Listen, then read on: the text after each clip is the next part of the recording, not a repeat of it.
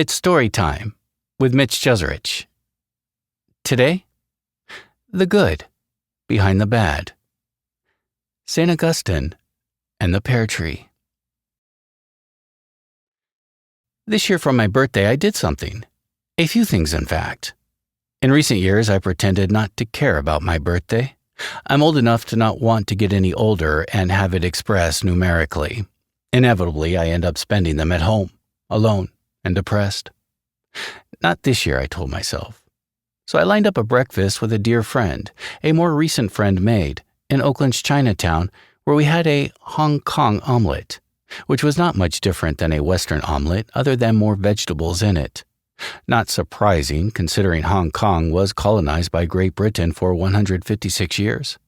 Interestingly, the omelet may have its origins in ancient Persia and likely migrated to Western Europe through the Roman Empire. And here I was, having an omelet in Oakland's Chinatown. It was great. That evening, I had dinner with 3 close friends from college at a restaurant overlooking San Francisco's Ocean Beach, and that too was great. Between breakfast and dinner, I spent the day hiking through Golden Gate Park and planned to sit for a couple of hours at the abandoned cliff house that overlooks the Pacific Ocean. But it was one of those late May San Francisco days. Cold as fuck, and I wasn't dressed for it. It rang true, the purported Mark Twain quote that the coldest winter he ever spent was a summer in San Francisco. The editor of Mark Twain's autobiography, published 100 years after Twain's death, told me on my radio show that there was no evidence Mark Twain ever said that, or many quotes often attributed to him. But it's a damn good quote anyways.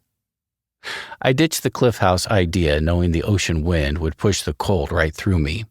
Thus I spent most of the afternoon searching for warmer spots in the park, including a prolonged stay in a public restroom where I literally showered underneath the warm air of the hand dryer for a good 10 minutes. The machine refused to blow any longer after that. Overall, it was a good birthday, and I plan to do something again next year, and so should you for yours. It's good to mark one's own existence. 2 days later, I had lunch at a restaurant near the Oakland estuary with friends, including one whose birthday it was, and we celebrated both of our days together. After lunch, I gave them a tour of some abandoned spots along the estuary I like to spend time at. The estuary is where the ruins of sunken boats and stolen safes are found. We saw a large bat ray and seal pup swimming in the shallow waters. That was neat, though I'm sure my friends thought it's an odd place to find solace in as I do. Everything is old, decayed, and unwieldy, and is where the weeds reclaim the soil's view of the sun. But as a disabled person who finds it difficult to get where the pristine nature spots are preserved, I take what I can get, where I can get it, and I'm happy to get it. There is a beauty in places forgotten and decayed that is not found in places well cared for. I accompanied my friends back to their car and set them on their way, and then I hiked towards downtown via the main street, Broadway, heading home. A few blocks in, I see a pack of about 10 boys, perhaps between the ages of 13 and 15, riding their bicycles on the sidewalk in my direction.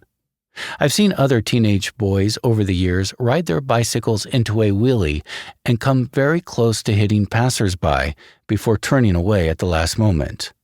So I parked my wheelchair right behind a tree in the hopes of avoiding such an encounter. But to no avail. The leader of the pack thrusted his front wheel high into the air and came right at me, his spinning tire coming within a couple of inches of my face before jerking it away. The wind of the coming tire brushed my cheek. Another boy immediately rode by and placed his hand on his chest as to apologize. But the next few boys after that did the same as the first, all coming in succession within an inch or two of my face with their tires in the air before pulling away. I was not hit though, and once they had all passed, they kept going. Physiologically speaking, I felt it. The cortisol was pumping through my blood. I was in a fight or flight mode, but I stayed still. I did not move as it happened. I showed no emotion as it occurred. After it passed, I just moved on. But I felt it. I told myself I could let this ruin what was otherwise a very nice weekend that began with my birthday, or I could not. And I decided not to. I forced a fake laugh at first, as I proceeded up the street towards home. It was really a strained chuckle that eventually settled into a genuine grin, as I remembered the story I learned once of St. Augustine and the pear tree. St. Augustine of Hippo is likely the most influential figure in Christianity after those who put the Bible together. He lived in the 4th and 5th century AD and is from North Africa. He is largely blamed in today's world for linking Christianity to the shame of sexuality. Augustine had a healthy appetite for sex as a young man, though not unusually so, and he wrote about it with regret later. But historian of Christianity Gary Wills argues this perception of St. Augustine as punisher of sexual desire and sin is generally unfair and is an image that was created more by Christian leaders afterwards in medieval times who made sex and sin a cornerstone to the faith. Wills argues Augustine was an eccentric mystic in a monk's gray robe, largely chastised by religious leaders in his own day for his complete personal honesty that he wrote about in a book called Confessions, in an effort to become closer to God. I'm no theologian, and I don't know this history well enough to chime in other than to say, I like this version of the story, and that's what I'm going with. How I got my hands on Gary Wills' biography on Augustine is interesting. Frequently, once I finished work at the radio station in Berkeley in years past, I'd go out with a few colleagues for an afternoon of drinking at a local watering hole. Once I was good and well drunk, I'd visit a local used bookstore nearby, and then go home and pass out. Many mornings I woke up and was surprised by the books I found in my bag that I hadn't quite remembered buying.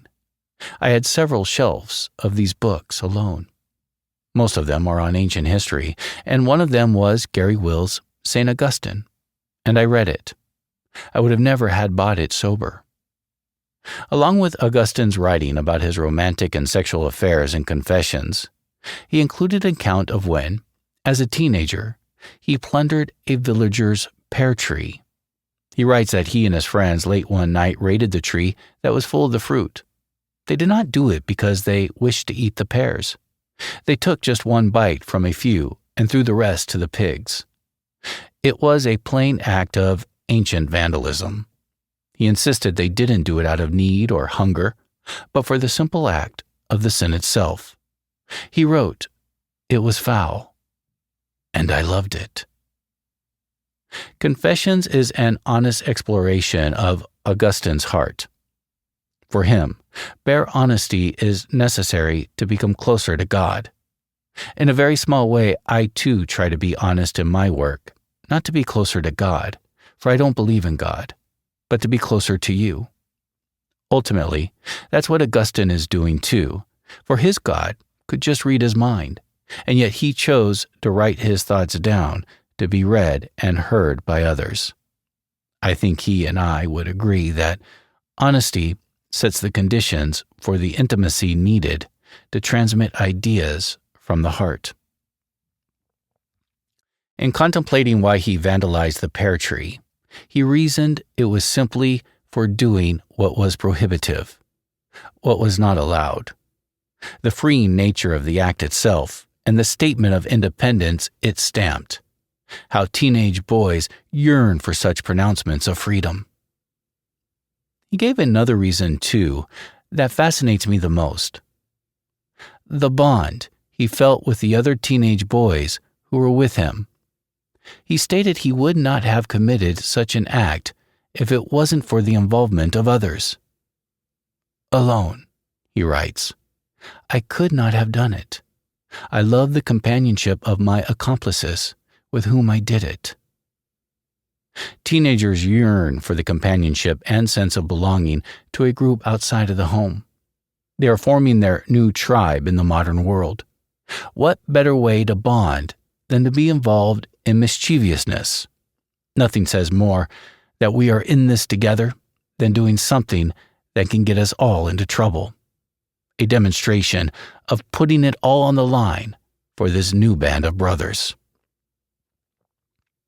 St. Augustine's story of the pear tree suggests there was a good behind what was otherwise bad, and that was the forming of the bond between these teenagers. For Augustine, friendship is the foundation of a Christian way of life.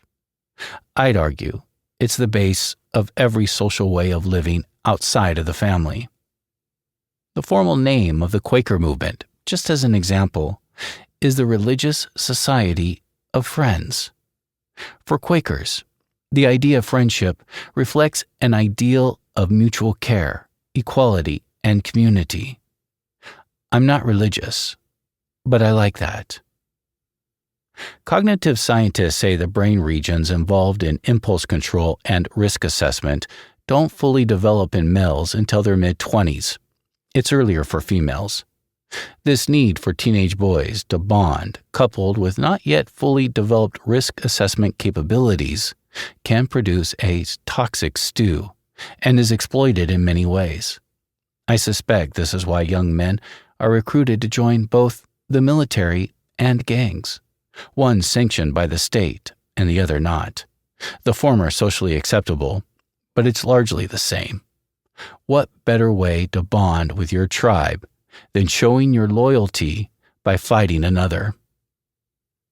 Most young men don't commit heinous acts, although most do engage in somewhat risky behavior to impress their peers in forming closer bonds.